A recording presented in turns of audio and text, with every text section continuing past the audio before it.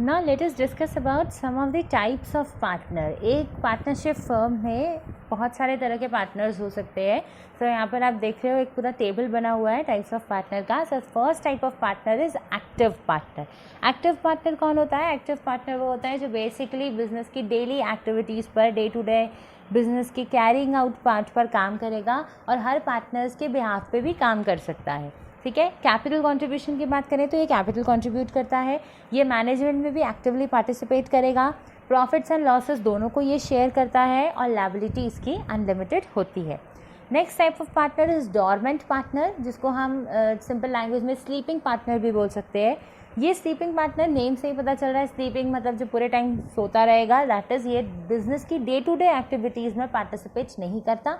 हाँ, जब कोई बड़ा डिसीजन मेकिंग आएगा पार्ट में, कोई बहुत बेसिक इंपॉर्टेंट डिसीजन लेना होगा पार्टनरशिप का, तो वो डेफिनेटली आएगा. बट जो डेली के काम है वो उसमें पार्टिसिपेट नहीं करता. कैपिटल कंट्रीब्यूशन ये देगा. मैनेजमेंट में भी डे टू डे मैनेजमेंट में कोई पार्टिसिपेट नहीं करेगा. प्रॉफिट्स एंड लॉसेस को ये डेफिनेटली शेयर करेगा और लायबिलिटी भी इसकी अनलिमिटेड होगी. Next type of partner is secret partner. Secret partner वो होता है जिसका एसोसिएशन फर्म के साथ जनरल पब्लिक से अननोन होता है. मतलब वो पार्टनर तो है बिजनेस में, बट ये जनरल पब्लिक को नहीं पता होगा कि वो बिजनेस में कंट्रीब्यूशन दे रहा है. कैपिटल कंट्रीब्यूशन की बात करें तो डेफिनेटली वो कैपिटल कंट्रीब्यूट करता है बिजनेस में. ये मैनेजमेंट में भी पार्टिसिपेट करेगा बट सीक्रेटली पार्टिसिपेट करेगा. शेयर प्रॉफिट और लॉसेस दोनों को करेगा और लायबिलिटी इसकी भी अनलिमिटेड ही होगी. Next partner is nominal partner. Nominal मतलब होता है सिर्फ नाम के लिए, that is negligible you can say.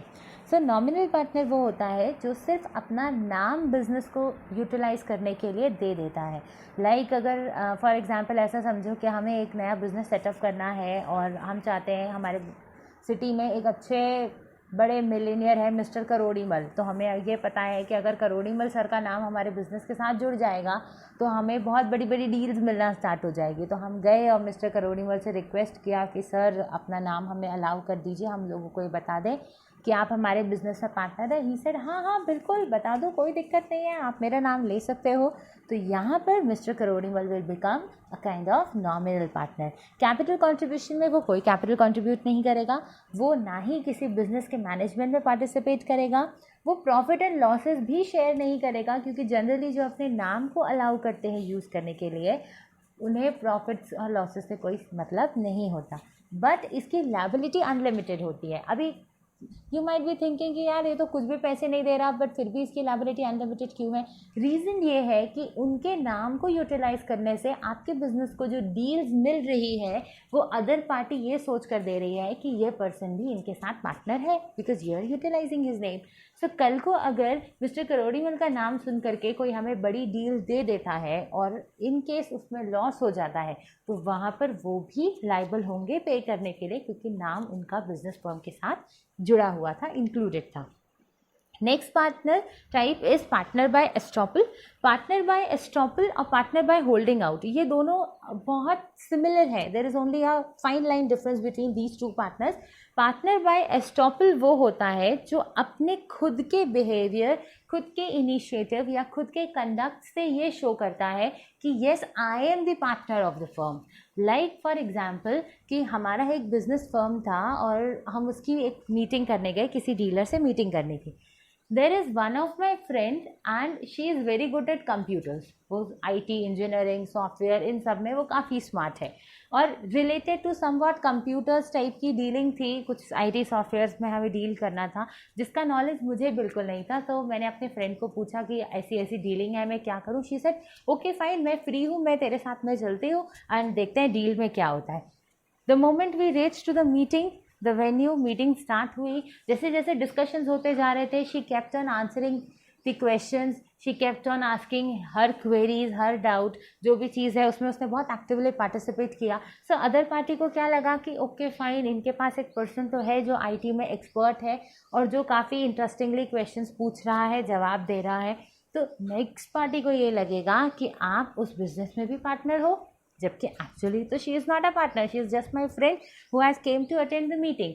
तो अब यहाँ पर भी उसने कैपिटल कोई कंट्रीब्यूट नहीं करा, वो मैनेजमेंट में कोई पार्टिसिपेट नहीं करेगा, वो प्रॉफिट एंड लॉसेस भी शेयर नहीं करेगा, बट लायबिलिटी अगेन अनलिमिटेड हो जाएगी, क्योंकि आपने अदर पार्टी को खुद के कंडक्ट से ये शो किया है कि आप बिजनेस में एक पार्टनर हो। And next is partner by holding out. Partner by holding out वो है जो एक्चुअली खुद के कंडक्ट से शो नहीं कर रहा, बट अगर कोई दूसरा पर्सन इंट्रोड्यूस कराता है कि इनसे मिलिए, ये हमारे साथ में है, तो वो मना भी नहीं करता, नोइंगली अलाउ कर देता है उसको ये रिप्रेजेंट कराने के लिए कि yes I am a partner. Like same example mister Kirori Mal है, काफ़ी मिलेनियर, बहुत अच्छे रेपुटेटेड पर्सन है, और हम लोग एक ऐसे शाम की गेट टुगेदर पार्टी में गए, एंड एट दैट पार्टी हमारी पार्टनरशिप फर्म में there is a girl, he look very pretty, very smart girl, and वो डीलिंग जब करनी थी तो वो मिस्टर करोड़ीमल के पास आए अपने डीलिंग पार्टनर्स को लेकर के, उनसे मिलाया, हैंडशेक करवाया, सब नॉर्मल बातचीत करी, and then because the girl is very smart and mister Karorimal somewhere likes her too, so जैसे ही उसने इंट्रोड्यूस कराया कि इनसे मिलिए, ये है मिस्टर करोड़ीमल और ये हमारे बिजनेस में बहुत अच्छा हमारे साथ रहते हैं, हमारे बहुत अच्छे पार्टनर हैं, और मिस्टर करोड़ीमल इस बात पर मना भी नहीं कर पाए। क्यों? क्योंकि वो लड़की इतने प्यार से बोल रही थी, तो वो मिस्टर करोड़ीमल मना कैसे करते? तो मिस्टर करोड़ीमल ने ना हाँ बोला ना बोला, एंड एक अपने कंडक्ट से कहीं ना कहीं कुछ भी नहीं बोल करके ये शो कर दिया, कि अलाउ कर दिया, ये बताने के लिए कि yes I am the partner. Again capital contribution nil है, कोई कैपिटल कंट्रीब्यूट नहीं करेंगे, वो मैनेजमेंट में पार्टिसिपेट भी नहीं करेंगे, प्रॉफिट एंड लॉसेस को शेयर नहीं करेंगे, बट लायबिलिटी इनकी भी अनलिमिटेड हो जाएगी, क्योंकि अदर पार्टी ने आपको पार्टनर समझ करके हमारे साथ डील फाइनल की है। Okay, clear with all of the types of partners?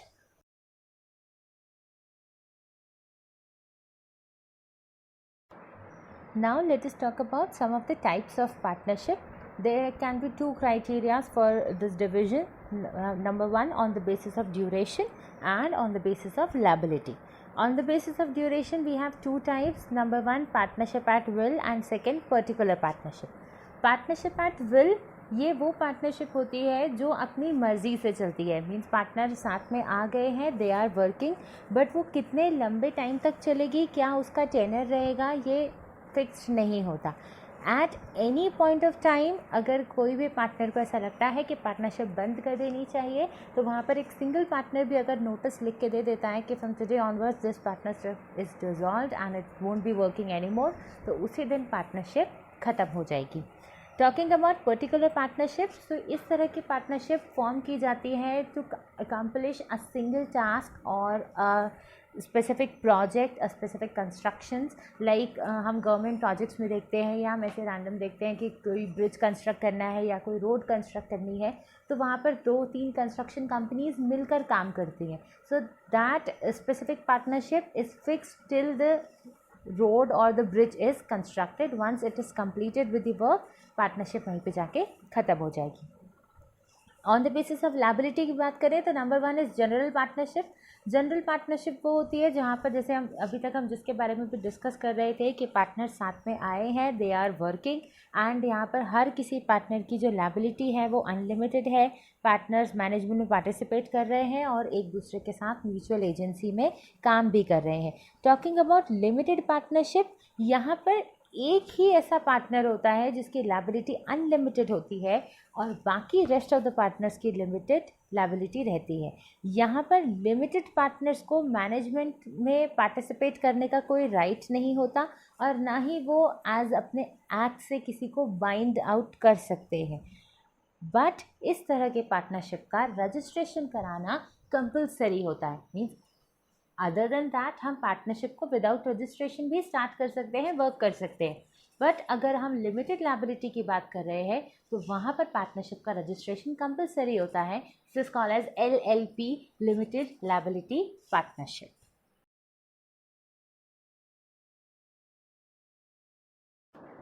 अब बात करते हैं पार्टनरशिप डीड की।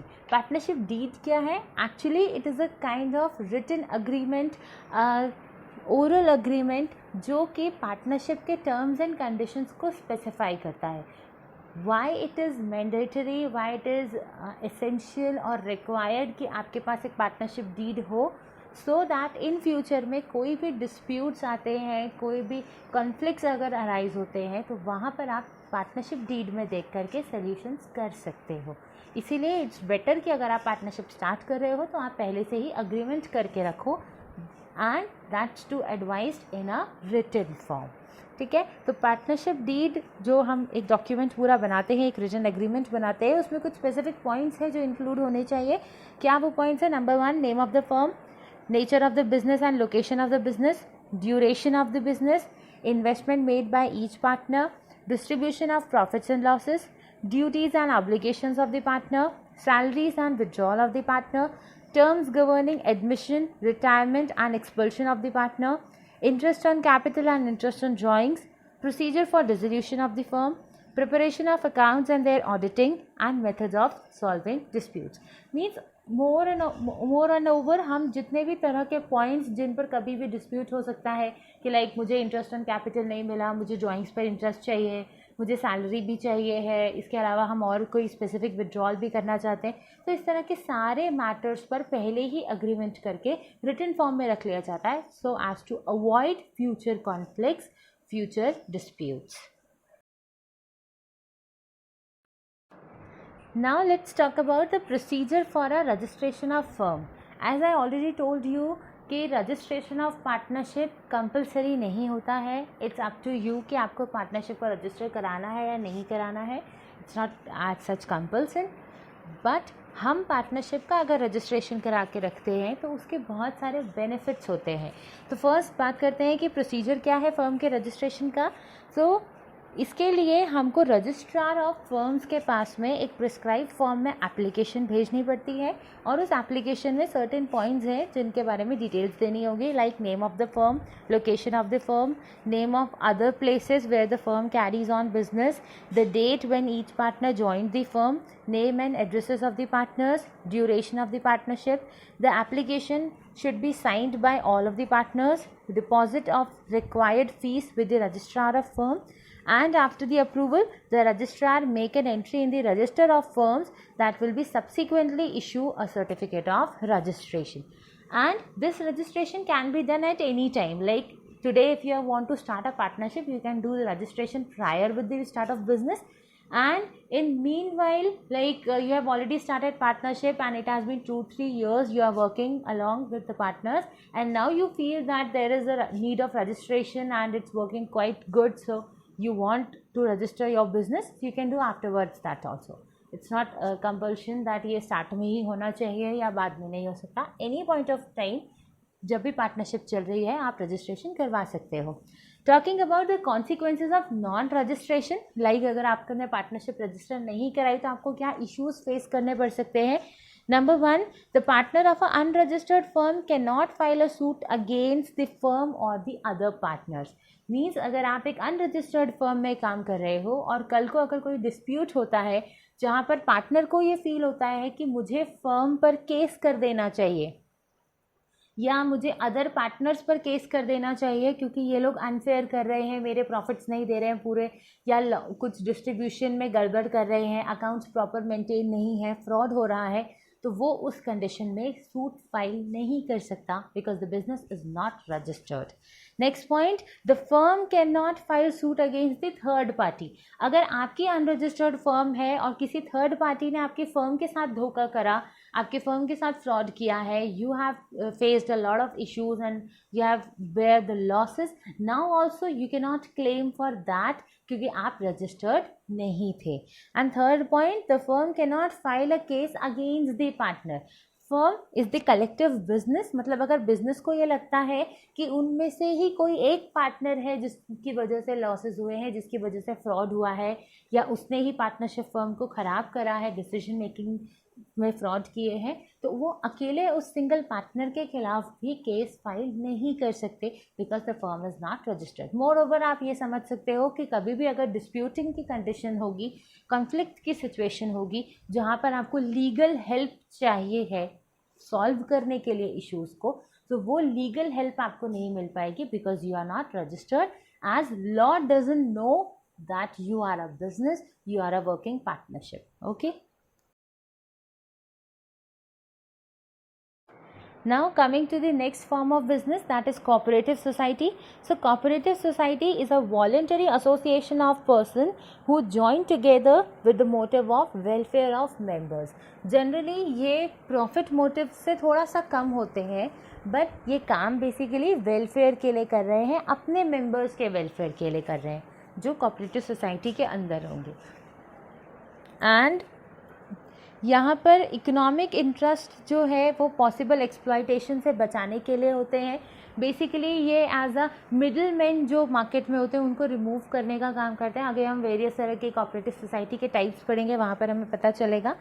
इसको सेटअप करना अगेन बहुत इजी होता है क्योंकि आपको सिर्फ 10 एडल्ट पीपल की कंसेंट चाहिए, रिटन कंसेंट कि they are ready to form a cooperative society, and उसको आप रजिस्टर करा लो, देन कोऑपरेटिव सोसाइटी फॉर्म हो जाती है. कैपिटल जो है वो इशू ऑफ शेयर्स के थ्रू हम रेज कर लेते हैं, मतलब जितने भी मेंबर्स होंगे.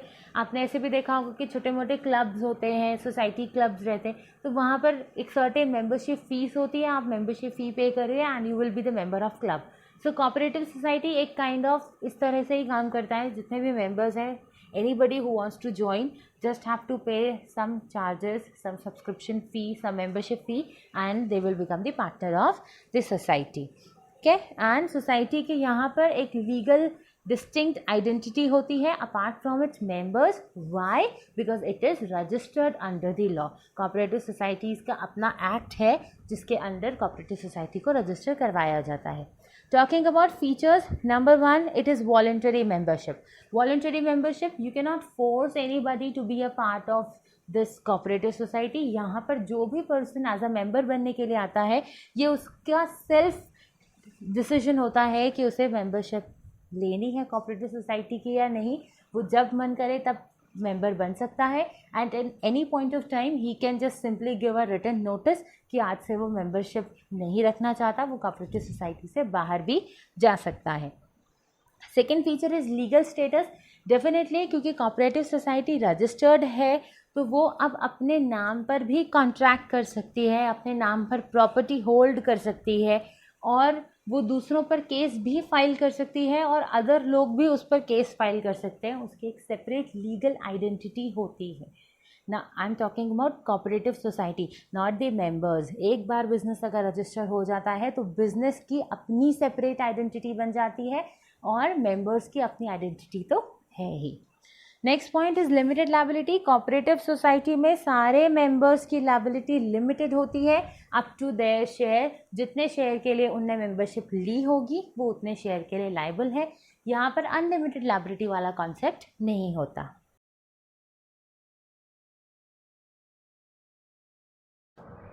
So next point is control. यहाँ पर जितनी भी डिसीजन मेकिंग है ये एक इलेक्टेड मैनेजिंग कमेटी के हाथ में होती है. कोऑपरेटिव सोसाइटी में generally there are huge number of members, 50 members, 100 members, 500 members ऐसे होते हैं. सो वो लोग मिलकर के एक इलेक्टिंग कमेटी तैयार करते हैं, मैनेजिंग कमेटी तैयार करते हैं, और फिर बाद में जितने भी डिसीजंस कोऑपरेटिव सोसाइटी से रिलेटेड होते हैं वो सारे कौन लेता है, वो मैनेजिंग कमेटी डिसाइड करती है. Next is service motive. जितनी भी कोऑपरेटिव सोसाइटीज़ होती हैं ये basically mutual help, social welfare and service motive के लिए स्टार्ट की जाती हैं, जो उनके अपने मेंबर्स के लिए होता है. Okay.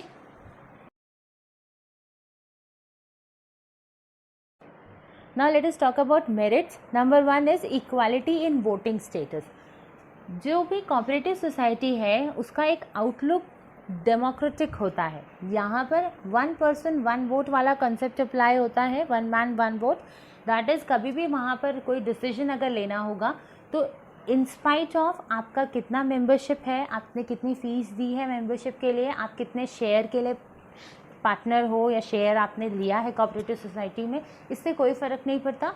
When ever the decision is asked तो आप एक पर्सन का एक ही वोट काउंट किया जाएगा कोई भी कंडीशन में.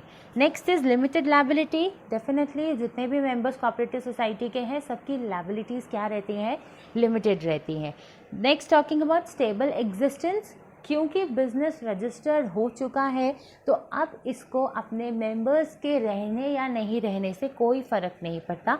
मेंबर्स आते जाते रहते हैं, कभी कोई मेंबरशिप में बन जाता है, कभी कोई मेंबर वहाँ से छोड़ के चला जाता है, बट कोऑपरेटिव सोसाइटी का एग्जिस्टेंस स्टेबल है, वो जल्दी डिज़ोल्व नहीं होती। Talking about economy in operation, basically जो कोऑपरेटिव सोसाइटी है ये मिडिल मैन को एलिमिनेट करने का काम करती है, कॉस्ट को रिड्यूस करने का काम करती है। जैसे जनरली हमने देखा होगा कि कोऑपरेटिव सोसाइटी ये जनरल किराना के जो सामान होते हैं इसके लिए होती हैं कोऑपरेटिव सोसाइटीज़, कि आप उन सर्टेन शॉप्स में जाओ तो मार्केट रेट से काफ़ी कम रेट पर वहाँ पर आपको सारा सामान मिल जाएगा, which is also best in quality. तो इस तरह की चीज़ों में क्या होता है, वो जो मार्जिन आपको कम मिल रहा है that is actually middleman's margin. तो वहाँ पे मिडिल मैन को कम कर दिया, डायरेक्ट प्रोड्यूसर से सामान लेकर के आए और फाइनल कंज्यूमर को सेल कर रहे हैं, तो बीच में जितना भी मार्जिन होगा वो सारा क्या होगा, सेव हो जाता है, and that's why final consumer को जो प्रोडक्ट है वो थोड़े से कम प्राइसेस पर मिल जाते हैं। Okay, so that is why you can say that cooperative society have a quite economy in operations.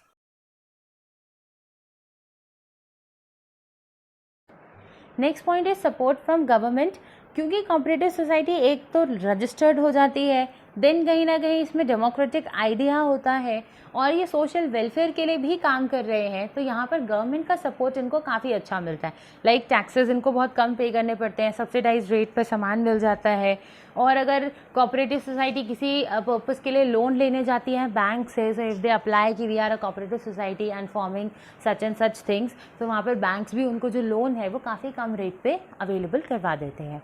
Next point is ease of formation. It is very easy to formate a cooperative society. You just need consent of 10 adult members. If they are ready to give your consent, then you can simply start with the cooperative society. और इसका legal process register कराना भी काफ़ी easy है। Next, coming to demerits. Number 1, limited resources. Again, limited resources क्यों है, क्योंकि ये लोग कोई specific fund लेकर नहीं आ रहे। Whatever members are paying as a membership fee, ये उस पर काम कर रहे हैं। सेकेंड थिंग, क्योंकि ये प्रॉफिट के लिए काम नहीं कर रहे हैं, बेसिकली इनका मोटिव सर्विस मोटिव है, वेलफेयर के लिए काम करना है, तो थोड़ा बहुत मार्जिन जो बचता भी है that is actually a surplus amount for that cooperative society, जिसकी वजह से कोई बहुत बड़ा प्रोजेक्ट अगर करना होता है तो उसे एग्जीक्यूट करने में इनको थोड़े से फंड्स की दिक्कत होती है। Next is inefficiency in management. Again, क्योंकि cooperative society lack of resources पर काम कर रही है, फंड्स इनके पास ज़्यादा नहीं है, so they can not hire actual professionals for doing the work. Like अगर इन्हें अकाउंटिंग करने में इशू हो रहा है या इन्हें प्रॉपर मैनेजमेंट करने में इशू हो रहा है, so they can not hire a chartered accountant और a professional qualified manager for their work.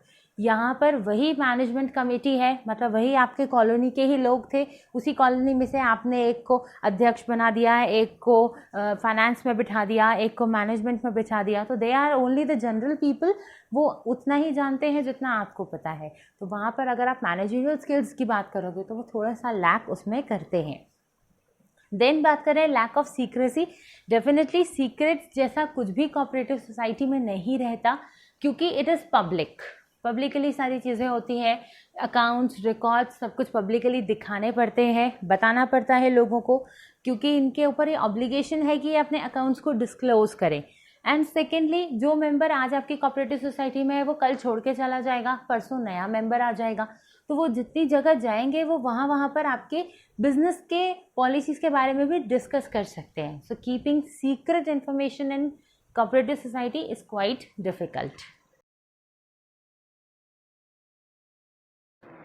Next demerit is government control. Definitely जब गवर्नमेंट यहाँ पर सपोर्ट कर रही है, गवर्नमेंट उन्हें ग्रांट्स दे रही है, गवर्नमेंट लो टैक्सेस ले रही है, सो कहीं ना कहीं गवर्नमेंट कोऑपरेटिव सोसाइटी के फंक्शनिंग में भी इंटरफेयर करती है। बहुत सारे ऑब्लिगेशंस वहाँ पर लगाए जाते हैं, बहुत सारे गवर्नमेंट के जो स्टेट गवर्नमेंट के कोऑपरेटिव डिपार्टमेंट्स हैं उनकी भी ऑब्लिगेशंस होते हैं, उनकी अपनी कंडीशंस होती हैं जो इनकी फ्रीडम को हैम्पर करती हैं। Next point is difference of opinion. Internal quarrels definitely वहाँ पर होती है, क्योंकि इलेक्शन कमेटी में जो मैनेजमेंट कमेटी सामने बैठी है उनके डिसीजन से समटाइम्स इट में हैपन कि कोई मेंबर अग्री ना करे, और जब मेंबर अग्री नहीं करेगा और वो डेमोक्रेटिक वे में काम कर रहे हैं तो वो वहाँ पर अपोज करने के लिए खड़ा हो जाता है, तो इंटरनल क्वारल्स वाली सिचुएशंस अराइज होती हैं। Next topic is types of cooperative society. Number 1 is consumer cooperative. Consumer cooperative societies क्या करेंगी, ये कंज्यूमर के इंटरेस्ट को प्रोटेक्ट करने का काम करते हैं, इकोनॉमी इन परचेज रखते हैं और मिडिल मैन को रिमूव करते हैं प्रोड्यूसर और कंज्यूमर के कनेक्शन के बीच में। ये बेसिकली बड़े सप्लायर्स, बड़े डीलर्स से बल्क में सामान खरीद के लेकर आते हैं, होलसेलर से बल्क में सामान खरीद के लाते हैं और जाकर के उसको फाइनल कंज्यूमर को सेल कर देते हैं। फाइनल कंज्यूमर दैट इज मतलब अपनी सोसाइटी के ही मेंबर्स को सेल कर देते हैं, और जितना भी प्रॉफिट होता है आउट ऑफ दिस वो मेंबर्स में ही उनके कैपिटल कंट्रीब्यूशन के अकॉर्डिंग, उनके शेयर के अकॉर्डिंग डिवाइड कर दिया जाता है।